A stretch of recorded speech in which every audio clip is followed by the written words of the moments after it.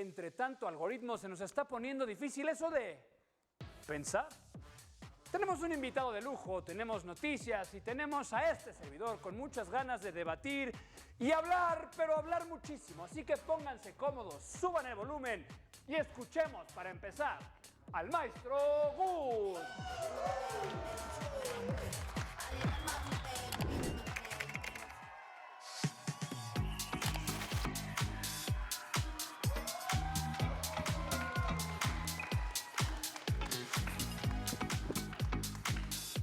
Es correcto, qué bonita es la educación, ¿a poco no, mi gente bella y talentosa? ¿Cómo está la banda de Metepunk? Eso, bien educados, eso es muy bueno. Nosotros estamos muy educados, sobre todo porque crecimos en una época en la que la educación era una locura. De entrada, ibas por tu lista de útiles, ¿verdad? Te la daban y decías, ¿pero por qué ya me dieron un libro? Porque era larguísima. No sé si se acuerdan, era como una especie de manifiesto ahí. Era además, de una vez, una medida de clase social. Porque pues era así que donde te pedían, ¿cómo se llamaban estos? Los colores Blancanieves.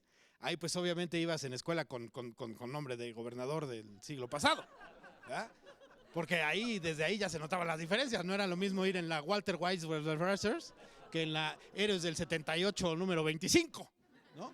Pero en cualquiera de los casos, ibas con una cantidad de útiles. Yo me acuerdo perfecto que traías esa mochila. Tú no cargabas ni tantos traumas a esa edad. Ibas con esa mochilota, ¿te acuerdas, mi carnal? Eras de este tamaño, pero venías así haciendo un enorme esfuerzo. Por eso muchos de nosotros no crecimos. Y luego llegabas con esa mochilota el primer día y te decían, a tomar distancia, y tú, oh, espérate, porque te ibas para atrás. Venías cargando ahí absolutamente todo. Tenías ahí cuadernos, libros que además, ¿qué cosas nos enseñaban? Yo te pregunto a ti, mi hermano, ¿cuándo en tu vida has tenido que utilizar el triángulo isósceles? Jamás. No es como que llegas a la tienda y dices, ¿cuánto va a ser? 55, y entonces el cambio, a ver, deja uso el triángulo isósceles. Son 2 pesos. No, jamás. Nos enseñaban pura babosada que jamás en la vida ibas a utilizar. Además me encantaba. De mis clases favoritas era de deportes. ¿Quién aquí tuvo ese profesor de deportes que dices, cállate, mamila, en tu vida has hecho una sentadilla? Me vienes a torturar aquí. A ver, muchachos, 5 vueltas. Y tú no puedes ni siquiera levantarte de tu asiento. ¿Quieres que le des 5 vueltas, desgraciado? Porque además eran crueles esos. Se ve que los entrevistaban y decían, ¿tú traes traumas? ¿Traes ganas de maltratar niños? Vas, órale, educación física. Y me encantaba matemáticas, porque matemáticas siempre nos metía en problemas. Llegaba la maestra de matemáticas y te decía, a ver, si Pedro tiene 3 manzanas y Juan tiene 7, ¿cuál es el problema? La desigualdad, maestra. La desigualdad, claramente. Y luego, si Pedro le da 3 manzanas a Juan y Juan tiene 2 manzanas, pues todos tienen hambre, déjenme en paz. Yo tengo hambre porque ya es la hora del recreo también. Y me encantaba la maestra de inglés. Esa era maravillosa. ¿Cuántos años no tuvimos de inglés? Y lo único que pudimos aprender fue The cat is on the table. Porque claro que vas a necesitar esa frase cada vez que tú te topes con un gringo que llegue y te pida, oye, ¿cómo llego aquí al centro de Metepec? Yes. Wait a moment. Yes, easy. The cat is on the table. Y el gringo así de, ¿y yo qué hago con eso? Ahora, yo les quiero aquí confesar algo. Yo también fui maestro. Yo fui maestro de inglés. ¿Y cómo empecé mis clases de inglés? Fue una cosa muy bonita. Estaba yo necesitando trabajo porque tenía yo que mantener a mi familia a joven edad. Y me dicen, oye, pues van a dar clases de inglés. Y yo claro que puedo. Yo había tomado mis 2 años, yo sabía decir The Cats on the Table. Llegué a mi entrevista y me dijeron, a ver, habla inglés. Según yo en la entrevista me veía así de, oh, hello, how are you? I'm perfect. Pero en realidad soné como, hello, I am the Gustavo. I like very much in the English. You, I am, you are, he, who is he? Who are you? Why? Why the Rito do you, if I am, you know what? The cat is on the table. Fue lo único que aprendimos en la escuela, señores y señores. Pero qué bonita es la educación, ¿a poco no? Fuerte aplauso a mi banda de Metepunk. Esta historia se acabó, pero vámonos a un corte y regresamos.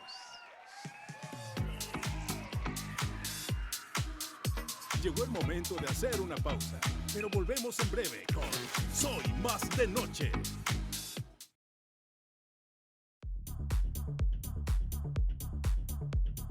¿Qué tienen en común una televisión en blanco y negro, un satélite girando en el espacio y un niño en la sierra de Oaxaca? Los tres juntos cambiaron lo que entendemos por la palabra escuela. México, 1968. La mitad del país vive en zonas rurales y la realidad es brutal. 3 de cada 4 niños del campo nunca llegaban a la secundaria. Faltaban maestros, faltaban escuelas, faltaban caminos. Y a alguien se le ocurre una idea de esas que cambian la historia. ¿Qué tal si llevamos al maestro hasta la comunidad por televisión?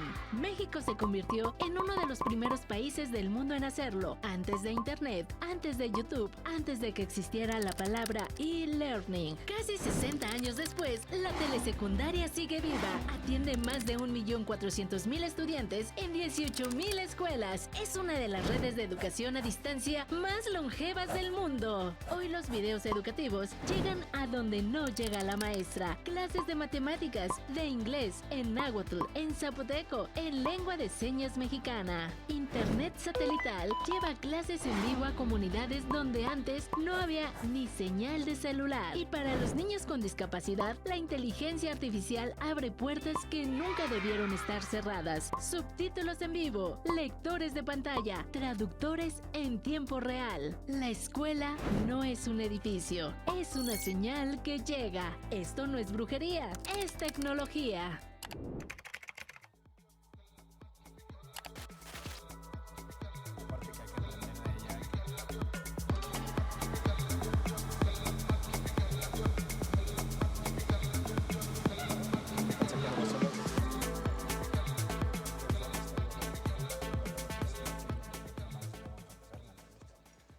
Bueno, pues llegó uno de mis segmentos preferidos del programa, la entrevista. Aquí sí o sí todos aprendemos y eso es lo que más nos gusta. Y hoy tenemos en Soy Más de Noche a mi hermano Ricardo Romero Fraile.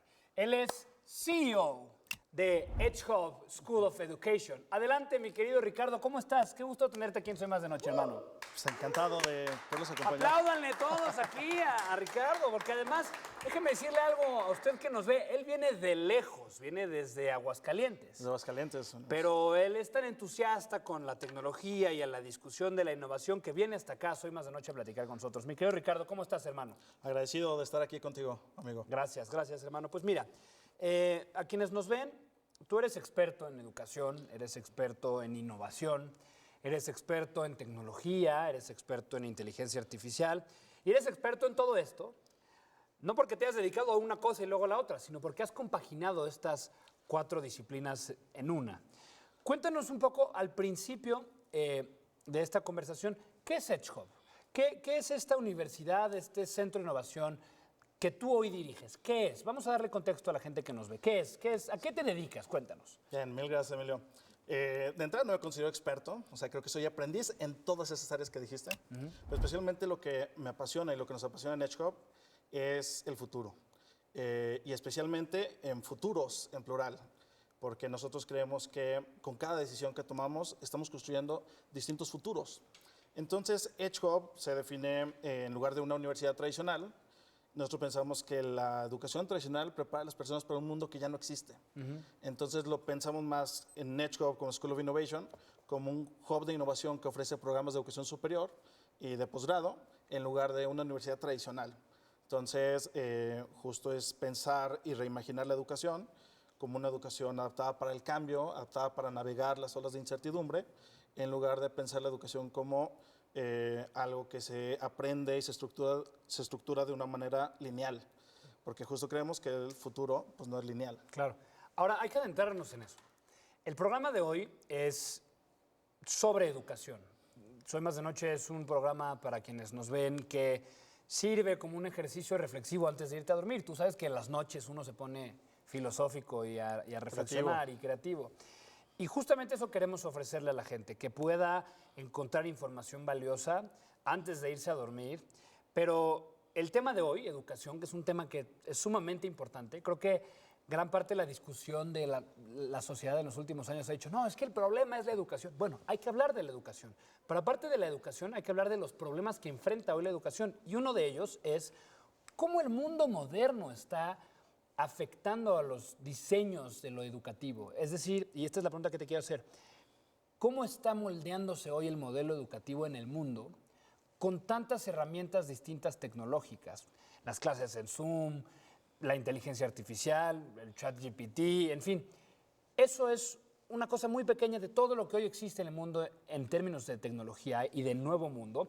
¿Qué le está pasando a la educación, Ricardo? Gran pregunta. Justo creo que el principal problema de la educación es un problema de contexto. Si pensamos en las startups o la industria 4.0 o en las organizaciones del futuro, normalmente se estructuran a partir de un problema.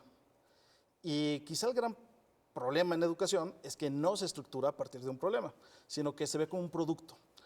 Algo en innovación le llaman organizaciones product-centric o industry-centric, centradas en el producto, centradas en la industria, que decir, tenemos esta tasa con estas características y te cuesta tanto.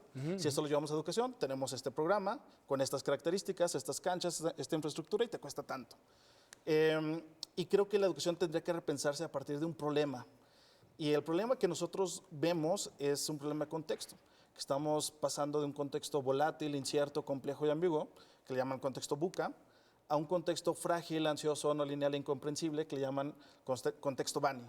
Y digo, hay muchos otros contextos, ¿no? El contexto Flux, etc. Pero algo que define este contexto es que cada vez es menos predecible, cada vez es más acelerado, cada vez es más incierto y más caótico. Entonces, si pensamos en un niño que ahora está en preescolar, estamos pensando que su trayectoria educativa pues, va a rondar los próximos 20, 22 años. Es decir, que lo tendríamos que estar preparando para el mundo del 2048. ¿Qué tendría que estar aprendiendo una niña, un niño de 3 años que le pueda ser funcional para el mundo del 2048? Y si nos vamos todavía más lejos, pues podría ser un ciudadano activo del siglo 22. Entonces, ¿qué tendríamos que estar pensando en educación? ¿Qué tendríamos que estar imaginando en educación? Que le pudiera resultar relevante a esa niña, a ese niño que pudiera ser ciudadano activo del siglo 22. Qué locura. Quiero preguntarte sobre, porque me parece genuinamente curioso, háblame del contexto BANI. Esto que dijiste hace rato, porque en lo que regresamos al tema de educación, háblame del contexto. Que un hombre que encabeza una institución educativa, un hombre que su motor de vida y su pasión es la educación, ¿cómo ve el contexto? ¿Qué ves en el contexto hoy en día? Sí, justo eso, cada vez menos predecible. Es un término acuñado por James Casho, que a través de un artículo en Medium publicó la era del caos, como una manera de entender el presente y donde un contexto volátil, incierto, complejo y ambiguo, contexto VUCA, no respondía totalmente a la realidad, sino que ahora no solamente era volátil, sino que además todo el contexto de las organizaciones, del futuro del trabajo, el futuro de la economía, el futuro de la educación, es frágil. Y justo una pandemia vino a demostrarlo. Pero además que este futuro no es lineal, es decir, que anteriormente si pasaba hacia A, pasaba B. Ahora sabemos que un tweet de cualquier persona pues puede derrumbar muchísimos millones de empleos, ¿no? O pueden subir y bajar las acciones por un tweet o subir y bajar la reputación de alguien. Entonces, y además el futuro cada vez se vuelve más incomprensible. Y lo estamos viendo con recientes hechos en términos de la guerra en Israel, entre otras cuestiones geopolíticas, ¿no? Es decir, cada vez el futuro se torna menos predecible y la gran mayoría del sistema educativo sigue pensando en estandarizar, sigue muy enfocado en temas de calidad de la educación, que eso realmente no se traduce en aprendizaje, se traduce en formatos para llenar. Y creo que es un gran peligro porque si estamos totalmente centrados en la estandarización, en la calidad de la educación, entendida como de que hay que cumplir con ciertos estándares, pues creo que realmente estamos educando a las nuevas generaciones para un mundo que ya no existe. Entonces, si le estamos enseñando a los alumnos a memorizar en lugar de estar pensando, pues es justo cuando una inteligencia artificial pues hace mejor el trabajo que nosotros. Claro. Entonces, para nosotros que vemos el contexto, justo hay distintos reportes del Foro Económico Mundial, donde habla que las habilidades más valoradas son habilidades no cognitivas, o habilidades humanas, ¿no? Pensamiento crítico, creatividad, metodologías de innovación, más que el conocimiento técnico per se. Claro. Quiero aterrizar ahí. Quiero aterrizar en la necesidad de generar un pensamiento mucho más crítico, en que la teoría es algo fundamental y además sabemos, amantes de lo teórico como tú y como yo y como mucha gente que nos ve, pero antes de ser teóricos creo que tenemos que ser críticos. Ahora, antes de llegar ahí, quiero preguntarte, ¿qué ha venido a hacer la tecnología al salón de clases? ¿Qué ha venido a hacer la tecnología al niño de kinder? ¿Qué ha venido a hacerle la tecnología a los universitarios? ¿Qué ves que funcione como un detonante a partir de que la tecnología se introdujo a los salones de clases? Ahora hay proyectores, televisiones, laptops, tablets, sistemas para verificar tus bitácoras y tus calificaciones. Eso no existía hasta hace poco tiempo. Ahora que es la regla, ¿qué ha pasado? Pues creo que justo en la pregunta está la respuesta. Lo que importa es el pensamiento crítico.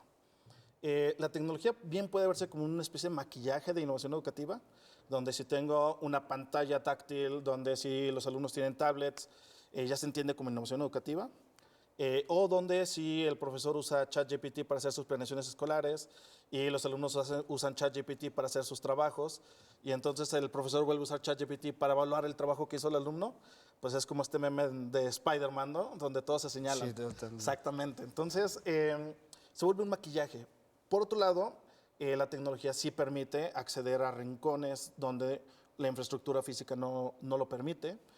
Permite que poder abordar los problemas de una manera más interdisciplinaria, permite que, si así fuera el caso, pues permitiría que un alumno de primaria de cualquier municipio rural pudiera tener quizá alguna experiencia con algún personaje en otra parte del mundo, ¿no? Aprendiéndole algo. Entonces, creo que tiene que ver más con cómo se usa la tecnología más como un medio, como la infraestructura, donde se puede crear y diseñar el conocimiento. Entonces, creo que eso es la gran diferencia en cómo se usa la tecnología, si se usa desde el diseño de experiencias de aprendizaje o se usa simplemente como un facilitador que me pueda ahorrar la chamba sobre los que me piden en la escuela, ¿no? ¿Y qué le dirías a la gente que está preocupada por qué están aprendiendo sus hijos en la escuela o que están preocupados por qué están aprendiendo ellos y ellas en la escuela? ¿Qué le dirías a las personas que están entrando a un salón de clases de lunes a viernes? ¿Qué es lo que importa aprender hoy en día? Y te lo pregunto porque justo me parece que la tecnología puede resultar algo como cosmético, ¿no? Como, mira qué bonito, ahora aquí tenemos una pantalla táctil. Pero sigue siendo la misma currícula de 1970. ¿Qué hay que hacer? ¿Cómo hay que modernizar esa currícula? ¿Qué tiene que saber hoy ese alumno de tercero de primaria o de licenciatura? ¿Qué tiene que saber hoy? ¿Qué tiene que aprender en ese contexto? Súper complejo, pero partiría quizás del propósito de la educación. El propósito de la educación, según la UNESCO, es el florecimiento humano. Claro. Entonces, lo que todos tendríamos que aprender en educación, en un contexto de educación, es cómo poder maximizar el potencial que todas y todos tenemos para vivir mejor, para tener una cultura de paz, para saber adquirir las herramientas que necesitamos para seguir existiendo, básicamente. Y perdón que te interrumpa con eso. A veces se nos olvida eso. Se nos olvida que venimos aquí a hacer eso, a ser mejores, a florecer, a llevar a construir una mejor versión de nosotros y de pronto se nos ha olvidado eso en este contexto tan volátil. Pero perdón que te interrumpa, regresemos a tu punto, pero creo que es importante que quienes nos ven y quienes consumen información hoy todo el tiempo, no se nos puede olvidar que estamos en la Tierra para ser cada vez mejores, entregar cada vez mejores proyectos, ser cada vez más sensibles de los demás. Y creo que la tecnología nos puede ayudar. Pero te interrumpí porque quiero que quede muy claro ese mensaje. Venimos a eso, a lo que acabas de decir. Perdóname. No, padrísimo tu aportación. Porque justo creo que lo último que tendríamos que aprender en la escuela es más información. Porque la información ya la encontramos en el celular, la encontramos en cualquier lugar. Entonces, justo este estudio que mencionaba Gus de Natalia Giacomina por el MIT Media Lab, pues nos habla de que estamos navegando un futuro cognitivo incierto. Entonces, donde si el 83% de los alumnos que usaron ChatGPT no podían recordar citas de su propio ensayo, pues es algo preocupante. O donde si estos mismos alumnos demostraron 55% menos conectividad neuronal que aquellos que no usaron ninguna inteligencia artificial generativa, pues creo que un músculo se está fortaleciendo y otro se está dejando de usar. Entonces, justo una de las implicaciones de la tecnología, pues es este span de atención que cada vez se ha reducido. La capacidad de poder sostener la atención, la capacidad de que el aprendizaje, para que ocurra, tiene que ser significativo, pero también tiene que ser retador. Es decir, nunca el aprendizaje va a ser algo fácil. Tiene que representar un desafío cognitivo. Y entonces es cuando el cerebro pues, puede incorporar más aprendizaje hacia el cómo se vive. Entonces, no, por un lado, no es memorizar por memorizar, sino que es más bien aprender a pensar. Entonces, ¿qué es lo que tendrían que aprender en la escuela a distintas edades? Aprender a pensar, aprender a imaginar, aprender a crear, aprender a relacionarse con los demás, aprender a relacionarse con uno mismo. Creo que es la vía en la que podemos repensar un modelo educativo. Y un modelo educativo que en lugar de que esté centrado por facultades o por problemas muy específicos, tendría que estar repensado por un modelo educativo como un ecosistema de innovación, donde en lugar de profesores sean más mentores, que den como esa tabla de surf a los alumnos para navegar estas olas de cambio.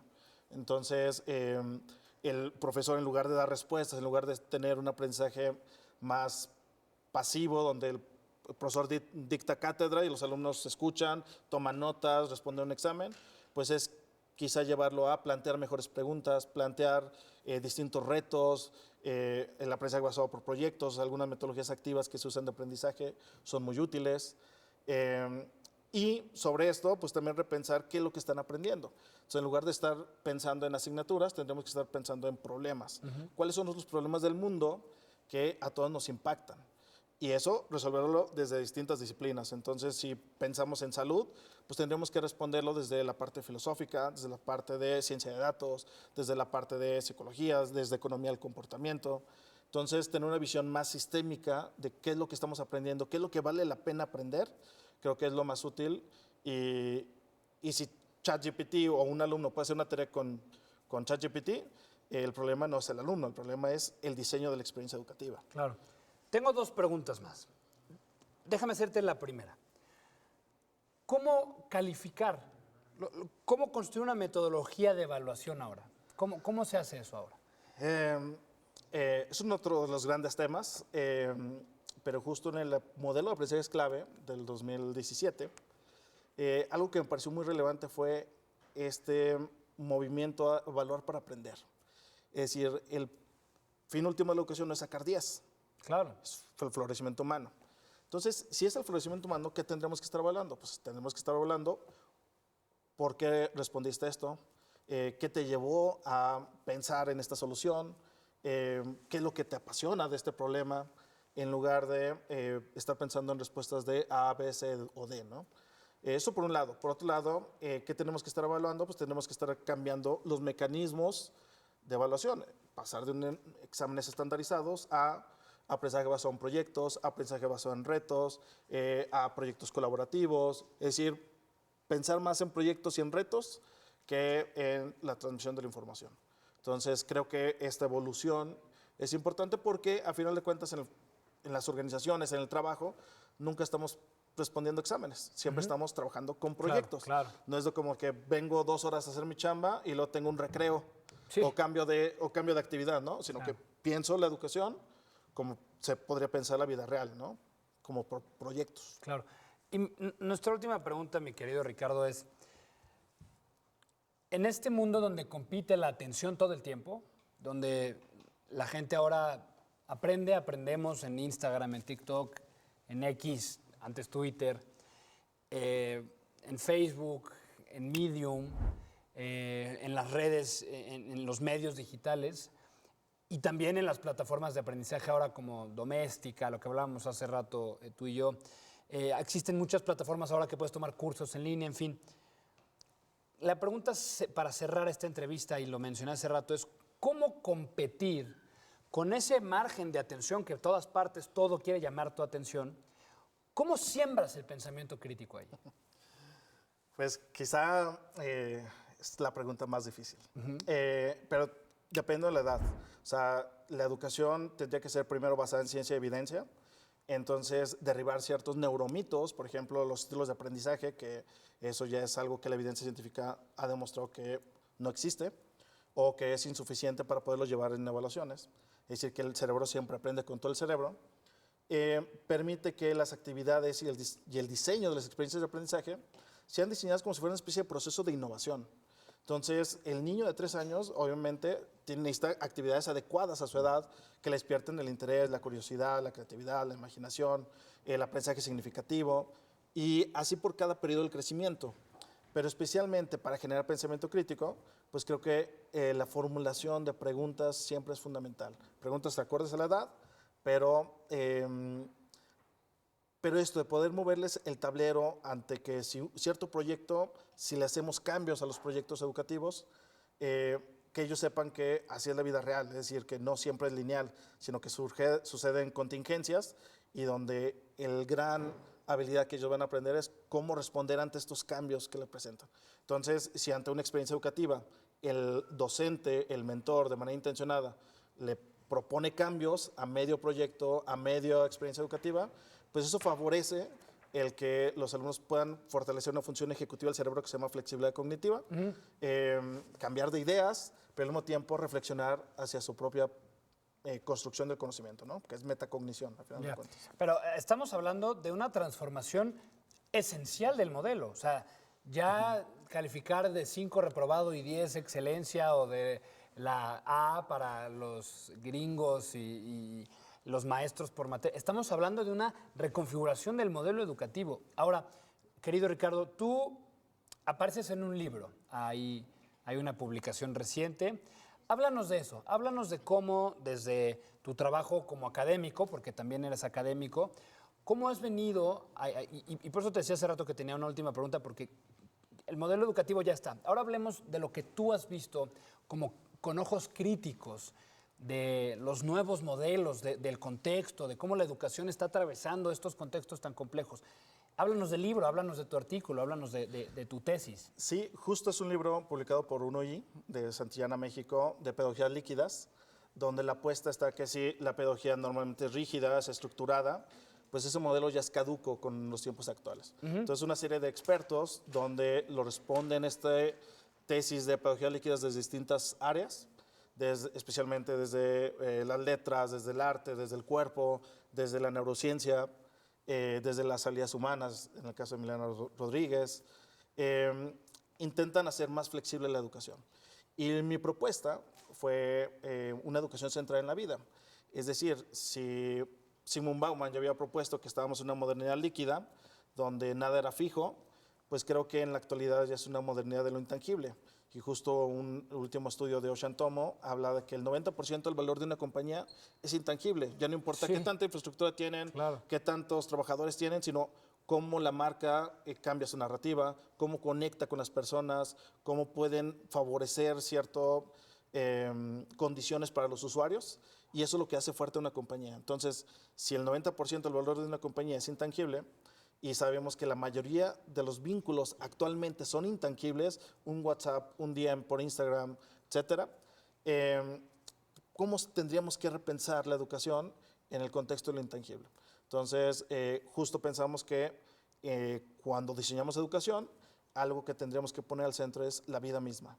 Es decir, no basta con ser una educación centrada en el estudiante ni en el maestro, sino que sea una educación pensada para la sostenibilidad, para el largo plazo, para diseñar mejores futuros para todas y para todos, donde los futuros le pertenezcan a quien los imagine y no solamente a unos cuantos, ¿no? Claro. Bueno, a ver, además déjenme decirles que Ricardo no solo es un ideólogo de la educación y no tiene una idea hippie de lo educativo. No, hay una universidad, hay un colegio, hay una infraestructura.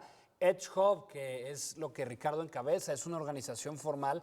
Y digo esto porque es importante decir que estos conceptos que estamos hablando tú y yo están aterrizados en planes de estudio hoy en día. Háblanos de eso.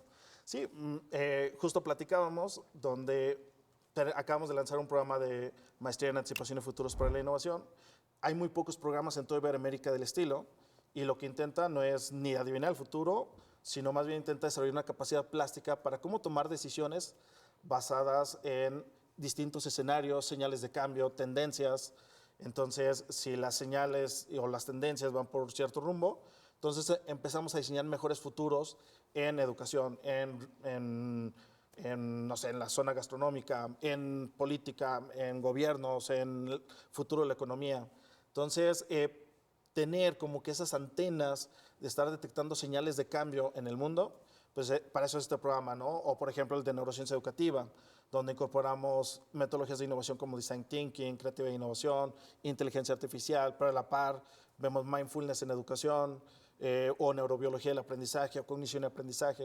Es decir, tratamos de que todos nuestros programas sean con conocimiento interdisciplinario, que sean congruentes con el posicionamiento que tenemos en EdgeHub como una universidad del futuro, y que el perfil de egreso, más allá de que sean por distintas áreas de educación, inteligencia artificial, fintech o futuros, que sea más de diseñadores de futuros. Bien. Entonces, diseñadores de futuros en educación, en tecnología, en finanzas, en innovación, ¿no? Pero siempre diseñadores de futuros. Qué increíble. Mi querido Ricardo, gracias por venir a Soy Más de Noche. Un ¿Tus gusto. redes sociales dónde te encuentran? Nos encontramos como @edgehub.education, especialmente en Instagram o en el sitio web edgehub.edu.mx. Bueno, pues ahí vamos a andar etiquetando también a Ricardo y a EdgeHub para que sigan su trabajo, porque es fundamental entender que hoy con los nuevos contextos, con la tecnología, la educación también cambia. Mi querido Ricardo, gracias. Gracias por Un venir, gusto. hermano. Gracias. Un honor, amigo. Pues ahí está. Vámonos. Se puso buena esta conversación. A ver si regresamos más rápido que una clase que sí se actualiza. No se vayan, que ya volvemos.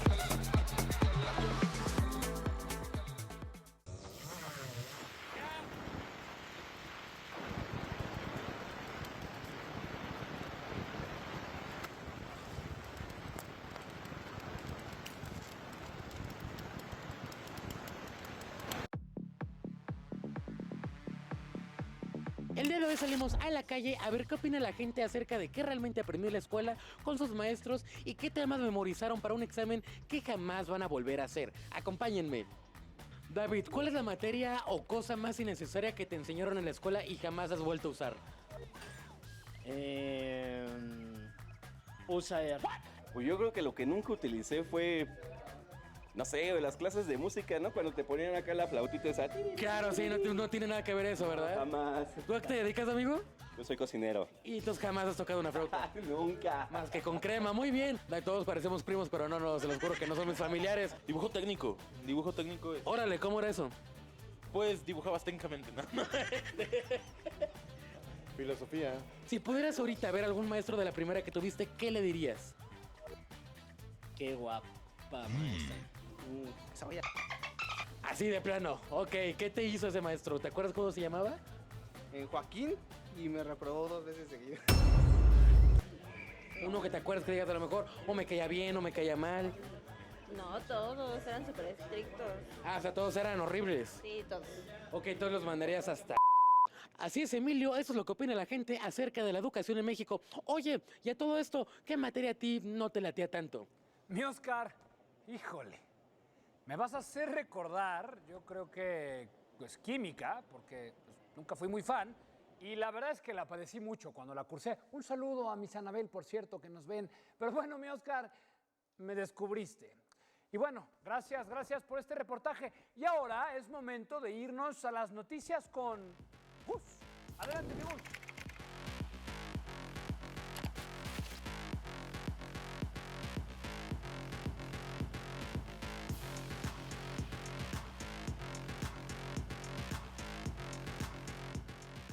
Educación. Esa bella palabra que tu mamá invocaba cuando estabas de desobediente. No andes de grosera, Gustavo. Así no te eduqué. Es cierto, madre. Me educaste con los principios de Spinoza y la crudeza de Maquiavelo. Pero más vale actuar y arrepentirse que no actuar y arrepentirse. Vamos a las noticias de educación. Soy Gus Proal. Estas son las noticias. Noticia número 1.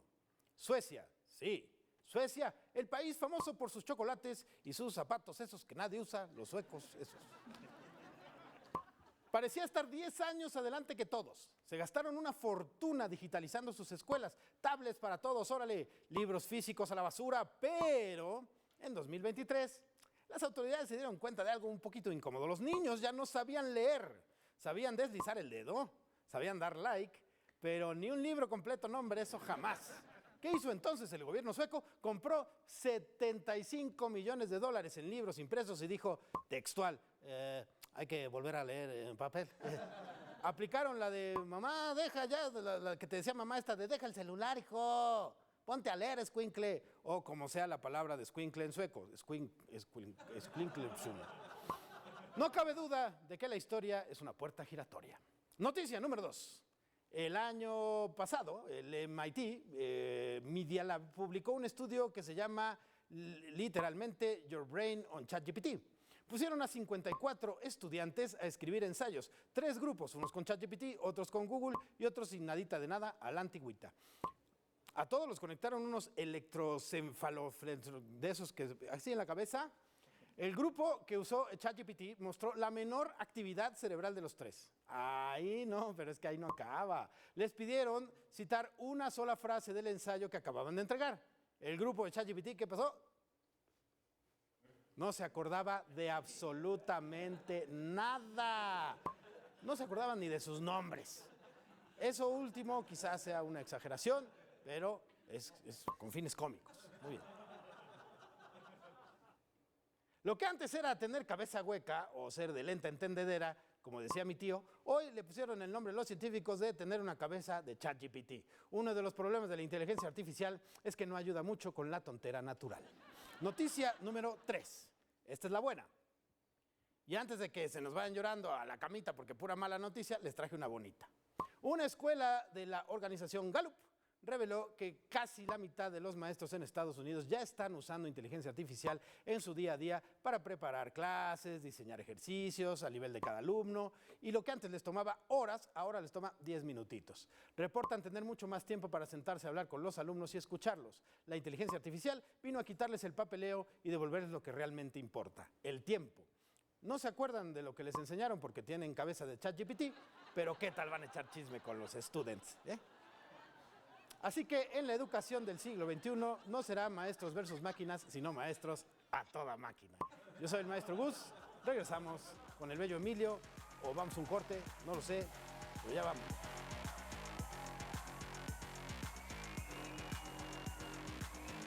Siempre es divertidísimo escuchar las noticias desde la opinión del maestro. ¡Regresamos!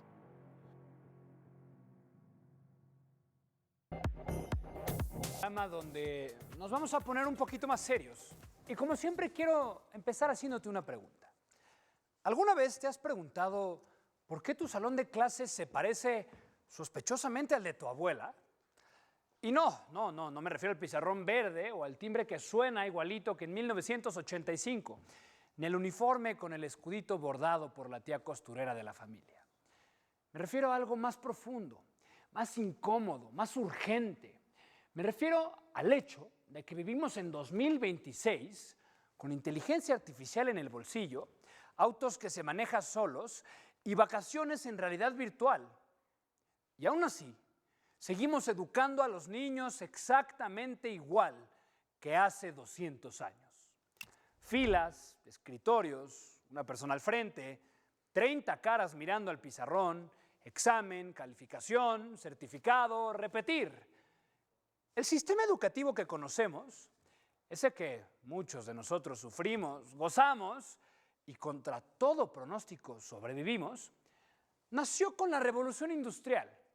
Lo diseñaron literalmente para producir trabajadores en serie, para fábricas, para horarios de lunes a sábado, para una sociedad que ya no existe.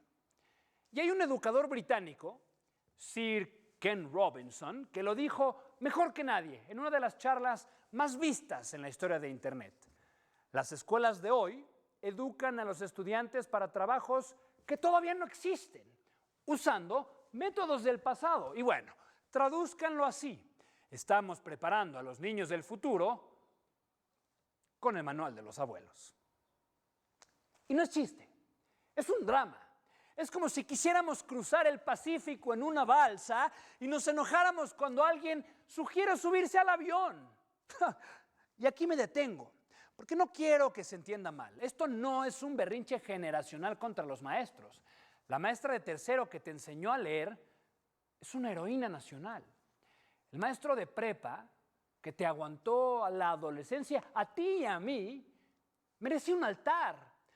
Son los planes, son los métodos, las creencias, los que se quedaron congelados en sepia.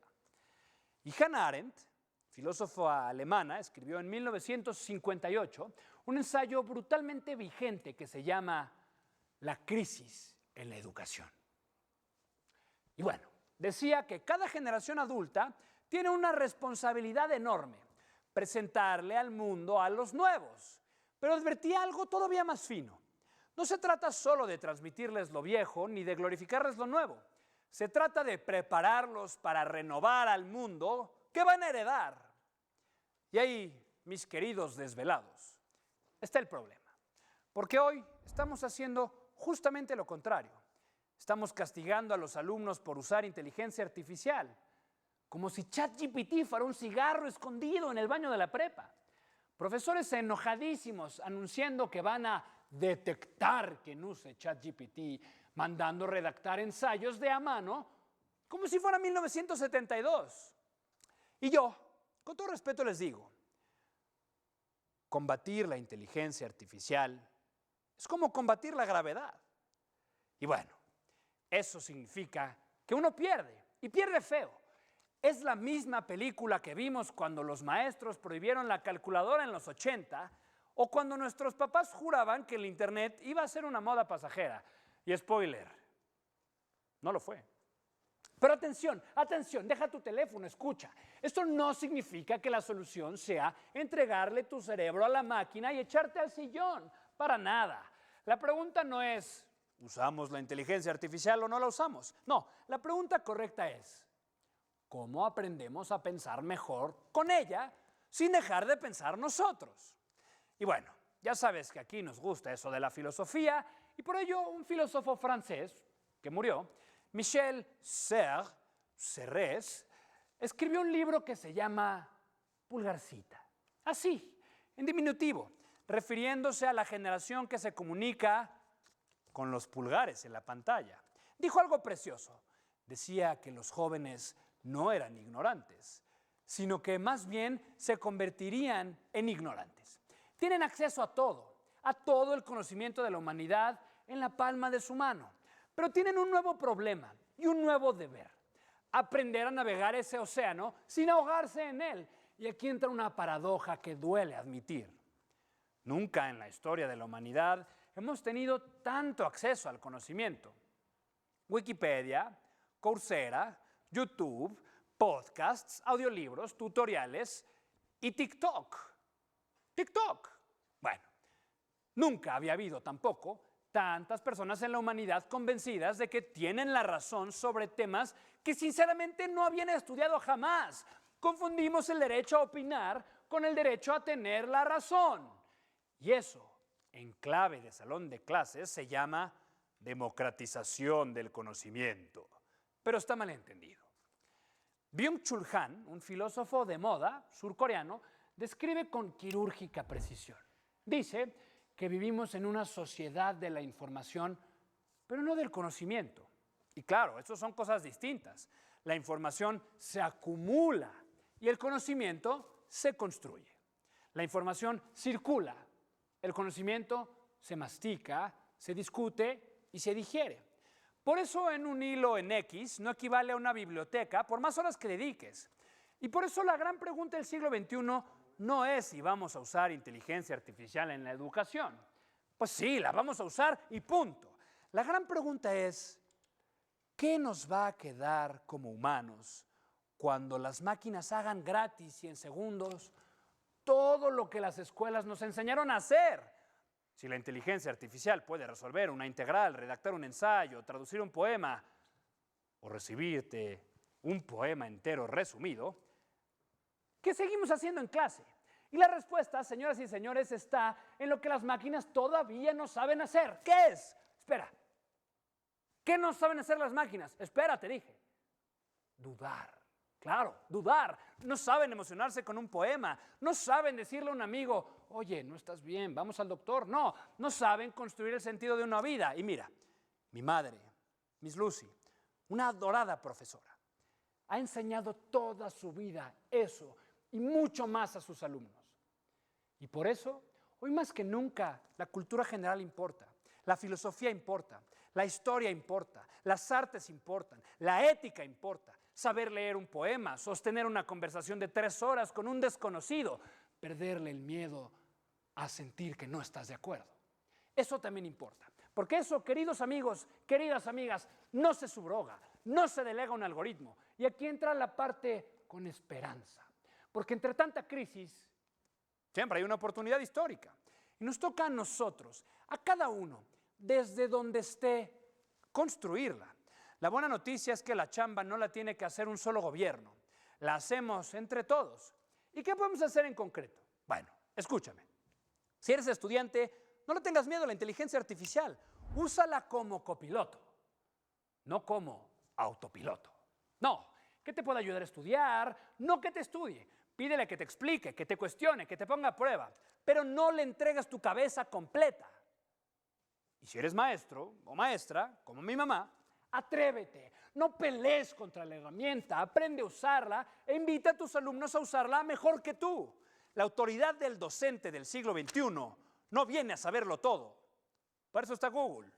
Viene de saber preguntar mejor. Y si eres papá o mamá, deja de medir la educación de tus hijos por el número de tareas terminadas. Pregúntales qué piensan, qué les sorprendió hoy, qué fue lo que no entendieron.